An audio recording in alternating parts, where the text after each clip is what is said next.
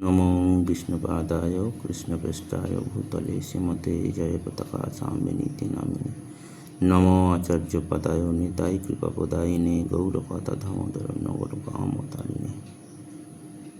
তো আমরা যে নৃসিংহদেবের লীলাকথা শুরু করেছিলাম, আজকের তার পর্ব 3। তো শ্রী নৃসিংহদেব কীভাবে অবতার হলেন তার লীলাকথা আজকের। তো শ্রী বিষ্ণু প্রধান 10 অবতারের মধ্যে চতুর্থ অবতার হলেন ভগবান শ্রী নৃসিংহদেব। ছিল ব্যাসদেবের পিতা মহর্ষি পরাশর তাঁর হোরা শাস্ত্রে শ্রী নৃসিংহদেবকে পরমেশ্বর ভগবানের 4টি স্বরূপের মধ্যে অন্যতম প্রধান প্রকাশ বলে বর্ণনা করেছেন। শ্রী নৃসিংহদেব হচ্ছেন পুরোপুরি পরমাত্মা অংশ এবং ভগবানের অপরাপর প্রকাশের অন্যতম। শ্রীমদ্ ভাগবতে 7ম স্কন্ধে পরমেশ্বর ভগবান নৃসিংহদেবের বিস্ময়কর আবির্ভাব এবং মহিমা বর্ণনা হয়েছে। বহুদিন পূর্বে হিরণ্যকশিপুর নামে এক মহা শক্তিশালী দৈত্য ছিল। সে স্বর্গের রাজা ইন্দ্রসহ অপরাপর দেবতাদের যুদ্ধে পরাজিত করে বিশ্ব ব্রহ্মাণ্ডে একছত্র অধিপতি হয়ে বসে।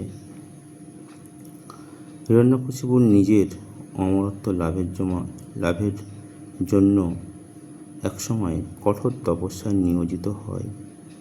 নিজের 2 হাত ঊর্ধ্বে তুলে নিরবিচ্ছিন্নভাবে দাঁড়িয়ে সেই সৃষ্টিকর্তা ব্রহ্মার কাছে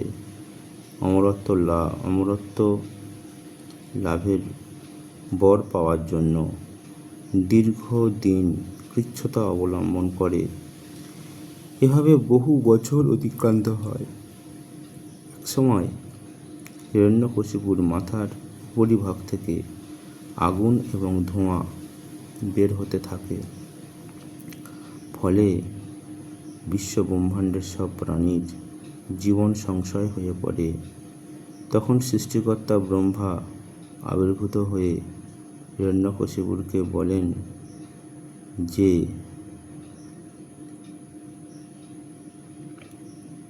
তিনি নিজে অমর নন, তাই তিনি কি করে হিরণ্যকশিপুরকে অমর বর দিতে পারেন। হিরণ্যকশিপুর তখন এই প্রতিশ্রুতি দেওয়া হয় যে সে কোনো অস্ত্র দৈত্য দানব দেবতা মনুষ্য পশু ইত্যাদির দ্বারা নিহত হবে না, এমনকি সে বহির্দ্বার বা অন্তর্দ্বারে এবং দিনে রাতে নিহত হবেন না। হিরণ্যকশিপুর যখন ব্রহ্মার কাছ থেকে এই ধরনের বর পেল, তখন রাজ্য ত্যাগ করে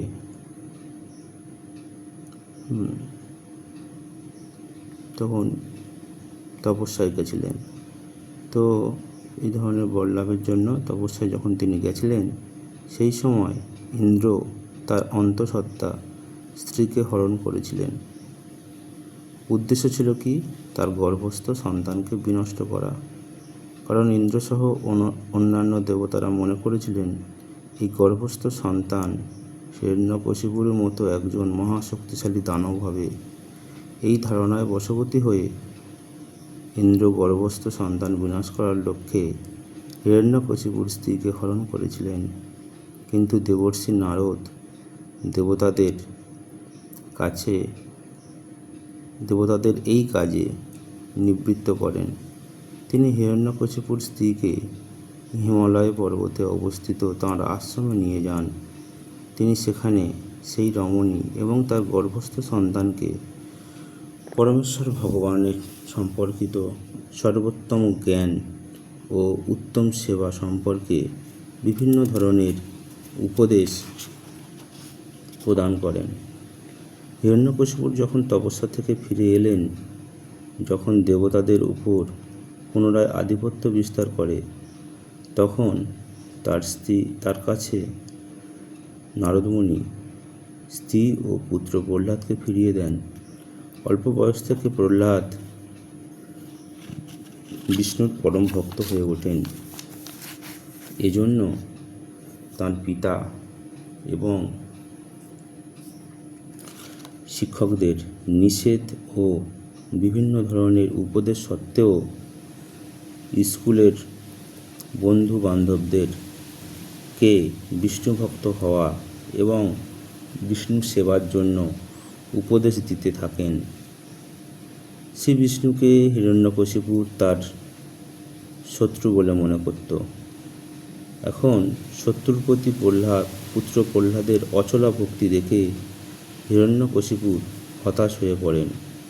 শেষে প্রহ্লাদকে বিভিন্ন উপায়ে মারার জন্য চেষ্টা করেন, কিন্তু পরমেশ্বর ভগবান শ্রী বিষ্ণুর কৃপায় প্রতিবারই প্রহ্লাদ রক্ষা পেয়ে যান।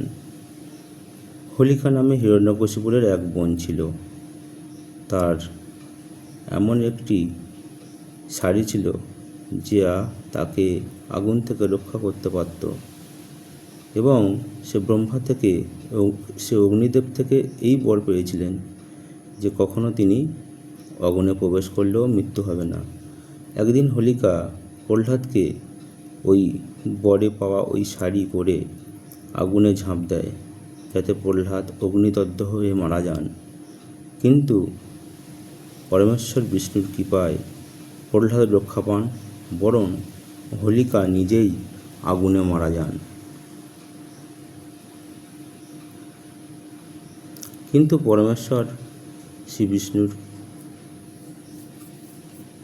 কৃপা এবং এরকম ঘটনা স্মরণ করেই বিশ্বের বিভিন্ন স্থানের ভগবানের ভক্তরা প্রতি বছর ফাল্গুন মাসে পূর্ণিমা দিনে হোলি বা হোলিকা উৎসব পালন করে থাকেন। কোনো ক্রমে বিষ্ণু ভক্তি থেকে বিচ্যুত করতে না পেরে একদিন হিরণ্যকশিপুর প্রহ্লাদকে ডেকে জিজ্ঞাসা করেন যে তার পরিত্রাণকারী ভগবান কোথায়। উত্তরে প্রহ্লাদ বলেন, তিনি সর্বজ্ঞ, সব কিছুর মধ্যে বিরাজমান। হিরণ্যকশিপুর তখন একটি স্তম্ভ দেখিয়ে বলে, এর মধ্যে কি তিনি আছেন? প্রহ্লাদ মহারাজ বললেন যে হ্যাঁ, এর মধ্যেও ভগবান আছেন। হিরণ্যকশিপুর প্রচণ্ড রেগে গিয়ে বলে, তাহলে এখনই আমি তাকে মেরে ফেলব।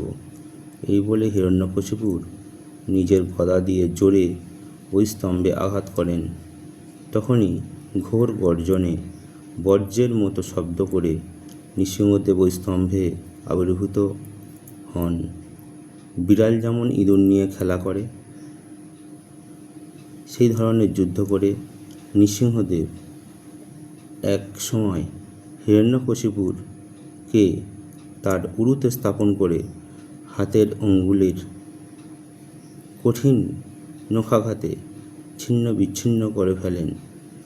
ভগবান নৃসিংহদেব কিন্তু হিরণ্যকশিপুরকে বধ করার সময় ব্রহ্মা প্রদত্ত সমস্ত প্রতিশ্রুতি রক্ষা করেছিলেন, কারণ তিনি অর্ধ মানুষ্য এবং অর্ধ সিংহ ছিলেন, এবং হিরণ্যকশিপুরকে গোধূলির সময়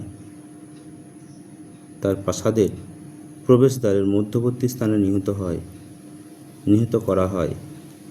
এভাবে হিরণ্যকশিপুর তার পরম ভক্ত প্রহ্লাদকে রক্ষা করেন, পাশাপাশি বিশ্ব ব্রহ্মাণ্ডকে এক অত্যাচারী শাসকের হাত থেকে মুক্ত করেন। এই জন্য